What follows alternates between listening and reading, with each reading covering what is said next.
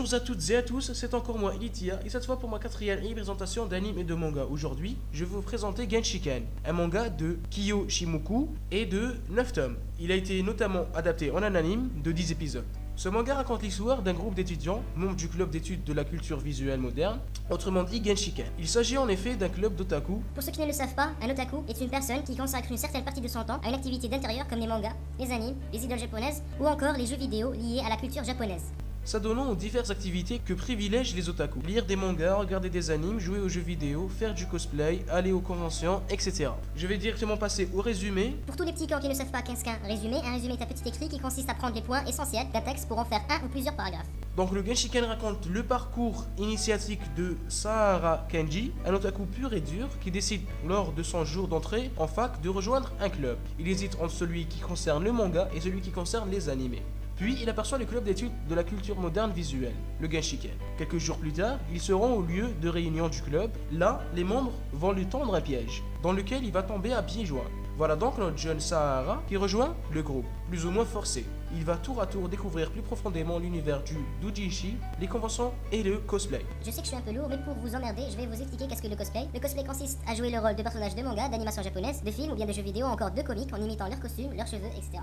Le résumé est un peu petit, mais je pense que le fait qu'il soit petit rajoute en suspense. Je vais maintenant donner mon avis. Je peux vous dire donc que l'immense intérêt de cet anime est de nous détailler avec minutie les activités réelles des otaku japonais, des simples conventions en passant par les doujinshi, cosplay et même la construction de mecha, tout y est pour notre plus grand bonheur. Un autre point fort est bien entendu l'inégalable humour qui se dégage de la série, les différents dialogues entre les personnages sont si percutants qu'ils en deviennent comiques, mais aussi touchants sur certains passages de l'anime. Contrairement à Comic Party, qui aborde en partie le même thème, ici les différents protagonistes ne possèdent pas de caractère exagéré. L'anime est avant tout très réaliste, ne soyez donc pas étonnés si vous vous identifiez la plupart du temps au comportement de certains personnages. Ce réalisme que l'on retrouve en partie dans des animés comme Honey and Clover nous plonge littéralement dans ce groupe d'amis, à tel point qu'il nous arrive même à penser à en faire partie. De plus, l'œuvre est présentée comme une sorte de documentaire sur les otaku, car chaque épisode en présente une étude, ce qui est très différent des animes que l'on propose habituellement, mais qui reste très intéressant.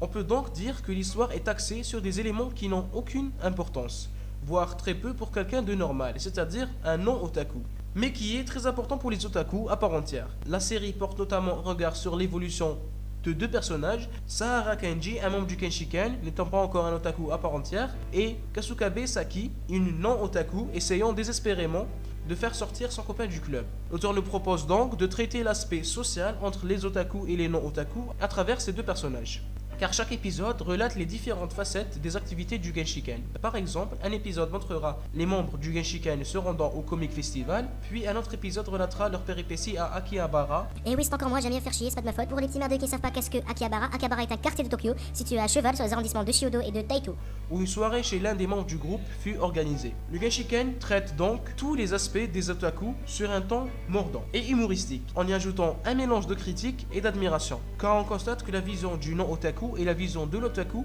sont sans cesse confrontées, ce qui crée des situations assez cocasses. Sans oublier que graphiquement, Genshiken est facilement abordable. Les personnages sont très différents, entre le garçon tout mignon et le garçon enveloppé.